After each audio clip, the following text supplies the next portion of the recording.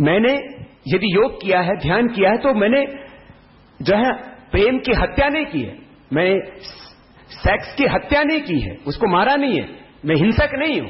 मैंने अपनी उस ऊर्जा को, या कोई भी साधक अपनी उस ऊर्जा को रूपांतरित करता है, और मैंने उसका रूपांतरण, ट्रांसफॉर्मेशन के लिए शब्द दिया ओज, तेज, आभा, ज्ञान, प्रेम, करुणा, सेवा, साहस, शौर्य, पराक्रम। तो ये उसका ट्रांसफॉर्मेशन है मूलाधार से सहस्रार्थक, जो मैंने पहले कहा था।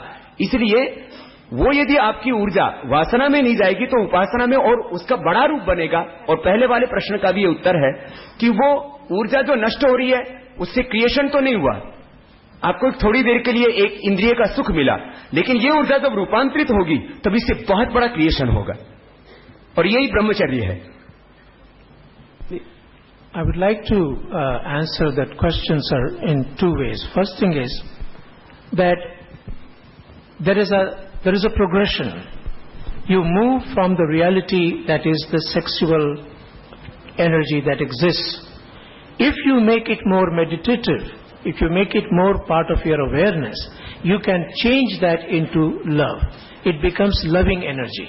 Again, if you include more awareness into it, it turns out to be prayer. And when you bring little more awareness or meditation into it, it reaches you, whatever you may call the divine, the ecstasy, whatever. Now the reality is that according to one statistics, at least every man almost thinks about sex at every 3 to 5 minutes or 7 minutes at the most. And women think about sex at every 13 minutes. They are more conservative. But the idea is that this is where it is. आपको मैं एक बहुत interesting कहानी बताऊं। यहाँ प्रगति मैदान में पुस्तक मेला होता है हर साल, हर 2 साल बाद। कोई 2-4 साल 6 साल पहले की बात है सर, मैं वहां खड़ा था, कोई रिपोर्टर मुझे मिलने आने वाले थे, और एक सज्जन आए और मुझे मेरे कान में फुसफुसा कर कहते हैं, ओशो की पुस्तक है संभोग से समाधि की ओर, from sex to super consciousness. बड़ा हल्ला मचा है उस बात का, लेकिन सबसे ज्यादा बेस्ट सेलर रही है वो पुस्तक, ये भी मैं आपको बता दूं, सभी भाषाओं में। एनीवे, तो मुझे कान में फुसफुसा के कहते हैं जी वो संभोग से समाधि की ओर। मैंने कहा जरा महाराज जरा जोर से बोलिए। बोले जी नहीं, मेरी पत्नी पीछे खड़ी है। मैंने कहा तो उनको भी ले आइए साथ में। एनीवे, मैंने कहा सारी पुस्तकें रखी हैं, वो सामने पुस्तक की, वो कुछ छिपा के तो रखी नहीं है। उन्होंने साहब पुस्तक उठाई और फर्श से पन्ने पलटने शुरू कर दिए। मैंने कहा क्या आप न्यूड पिक्चर्स देखने के चक्कर में पलट? उन्होंने कहा कि हाँ, मुझे लगा कि ऐसी कोई चीज होगी। मैंने कहा अगर आपने अभी तक अपनी पत्नी को नंगा नहीं देखा तो आपको किसी चित्र से कोई आनंद आने वाला नहीं है। पहले जाकर के अपनी पत्नी को देख लो। आपने कभी देखा ही नहीं उसको, उस मेडिटेटिव ढंग से, प्रेयरफुल ढंग से कभी आपने उसको देखा ही नहीं है, नहीं तो आपकी रुचि इसमें हो ही नहीं सकती। खैर दूसरे दिन तो और गजब हो गया। मैं वैसे ही खड़ा हुआ था और एक सज्जन आते हैं और मुझे कहते हैं जी वो किताब है क्या? मैंने कहा भैया अब वो किताब का क्या मतलब है? तुम्हारे में अगर इतनी ताकत नहीं है कि तुम किताब के टाइटल मुझे बता सको तो तुम घर जाओ, तुम क्या करोगे उस किताब को पढ़ करके? और हमारे माइंड की तकलीफ ये है कि अब जैसे कि लिखा है संभोग से समाधि की ओर, व्यक्ति क्या पढ़ता है? संभोग द्वारा समाधि की ओर। ये उसके माइंड का प्रोजेक्शन है, फ्रॉम सेक्स टू है, नॉट थ्रू। जैसे मैं कहूं कि मैं बंबई से दिल्ली जाता हूं, तो बंबई से दिल्ली जा रहा हूं मैं क्योंकि एक पड़ाव है, उस पड़ाव को पार करते करते मैं अमुक पड़ाव पे पहुंचता हूं। लेकिन माइंड कहां फंसा हुआ है उसको तो मैं एक्नॉलेज करना पड़ेगा। इस माइंड से बाहर निकलने का अगर कोई तरीका है, और बाबा मुझसे एग्री होंगे, वो ध्यान है, वो ज्ञान है, वो अवेयरनेस है, वो विजडम है, उसके सिवा कोई मार्ग नहीं। The only antidote to getting involved into this is to become more and more aware and meditative. That's all I can say, sir. Thank you. Any other questions? You want to ask again? Another question? Come on. I want to ask about M.F. Hussain. कल उनकी बहुत चर्चा हुई थी, मकबूल फिदा हुसैन साहब की। उन्होंने जो पेंटिंग्स बनाई हैं, तो क्या आपका उसके विषय में कोई व्यू है? ना मैंने उनकी पेंटिंग ना देखी है, ना मैं पहले ही देखी ना आज देखी, इसलिए तो देखा नहीं। अच्छा, उसके बारे में। और दूसरी बात, आप हरिहर पुत्र के बारे में जानते हैं? हरिहर पुत्र, हरिहर पुत्र दक्षिण भारत में एक बहुत बड़ा तीर्थ है जिसमें लाखों लोग जाते हैं, साबरीमलाई। और वो हरिहर पुत्र है, वो विष्णु और शिव का पुत्र है। इसके विषय में क्या आप कुछ कहना चाहेंगे? मुझे जानकारी नहीं, तो आपको शायद होनी चाहिए, क्योंकि विष्णु और मैं आगे जानने की कोशिश करूंगा। ओके जी। एनीवे आई थिंक कल जी बेटा।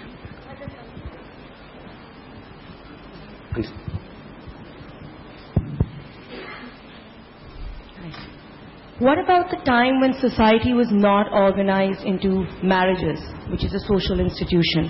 So my question to you, Swami Vedanta, is, was that a better situation to be in, where our societies were not organized in marriages and anyone was free to have sex with whoever without any ethical overlay?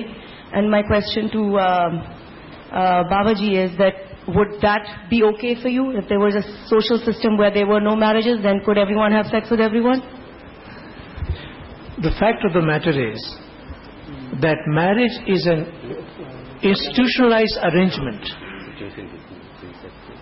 In the ancient times, or let us say in the primitive ages, there was no such institutionalized structure. Of course, people lived whichever way they lived, like other animals live.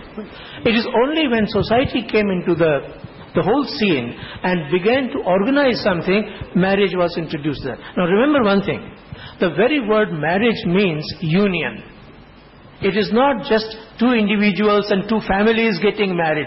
It is two individuals getting married and entering into a certain union. Now if that union is there, the marriage is there.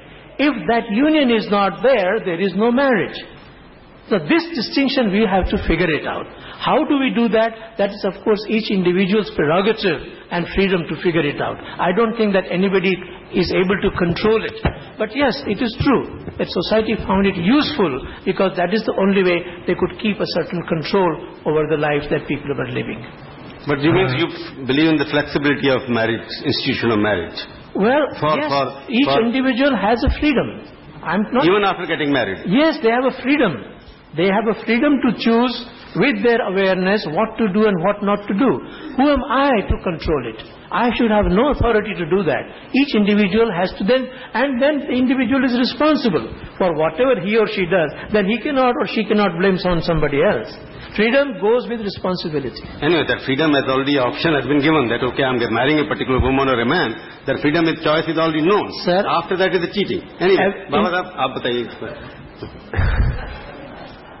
वैसे तो शादी के बारे में आप दोनों के experience ज्यादा अच्छे होंगे मेरे से, लेकिन एक बात मैं कहना चाहूंगा, हम फेरे लेते हैं या अलग अलग परंपराओं में हम जो है कोई ना कोई शपथ लेते हैं। मुझे ऐसा लगता है शादी को हम ईमानदारी से जोड़ें कि मैं आपके लिए पूरी ईमानदारी से, सच्चाई से हर चीज में आपके साथ में रहूंगा। तो ये शादी जो है वो मात्र एक फेरा नहीं है, वो एक दूसरे के साथ संकल्पबद्ध होकर के एक होने का नाम है। तो यदि आप में ईमानदारी है तो आप चाहे शादी करके रहें या बिना करके रहें, ये उसमें कोई फर्क नहीं पड़ता। तो फिर आप मुझसे पूछेंगे तो क्या फिर शादी का ये बंधन कर रखने की जरूरत क्या है? मैं कहूंगा वो यदि हो भी जाता है तो दिक्कत क्या है? यदि आप में ईमानदारी है और आपने एक परंपरा, क्योंकि कोई भी चीजें या तो कानून से चलती है या परंपरा से चलती है, समाज से चलती हैं। समाज की परंपराएं, कानून सब जगह की दुनिया के अलग अलग हैं, इसलिए उनमें हम जाएंगे क्योंकि वो हमारी जो बंधन है उसके अलग अलग समाजों में अलग अलग जो है स्तर हैं। इसलिए एक ही चीज होनी चाहिए, पूरी ईमानदारी होनी चाहिए। और यदि हम किसी परंपरा का भी निर्वहन कर रहे हैं तो यदि ईमानदारी है तो उसमें दिक्कत आने की संभावना नहीं है।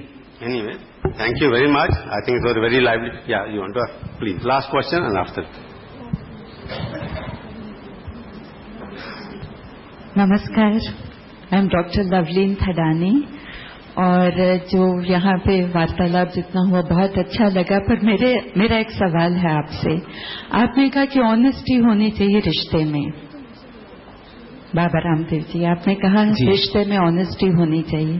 कई बार ऐसा होता है that you outgrow a relationship तो अपने साथ ऑनेस्टी बरतना, to be honest to yourself first, is that not our actual धर्म?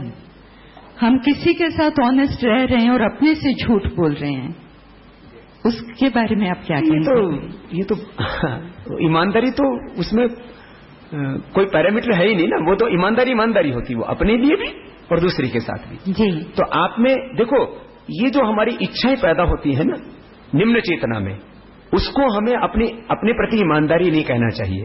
निम्न चेतना में जो इच्छाएं पैदा होती हैं, वासना की, भोग की, तृष्णा की, दुराचार की, व्यभिचार की, हिंसा की, कि मेरे अंदर तो इच्छा हो रही है तो मुझे अपने प्रति ईमानदार होना चाहिए, उसको मार देना चाहिए।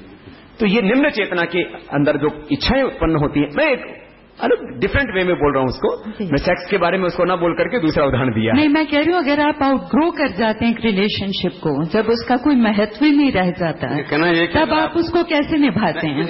लंबी डिबेट हो जाएगी कि एक रिलेशनशिप शादी की या 15 साल या 10 साल इकट्ठे रहे, उसको लगा कि ये रिलेशनशिप से हम बाहर निकल सकते हैं, बड़े हो गए हैं, रिलेशनशिप से फिर बाहर निकल बड़ा काम कर सकते हैं। तो संन्यास हो गया ना, वो तो होना ही चाहिए। संन्यास हो गया उसमें, वो होना ही चाहिए। और वो वही था, वो संभोग से समाधि, कि आप वहां से निकलिए, इसी के लिए है, और उसको देख लिया आपने, ठीक है, अच्छी बात है।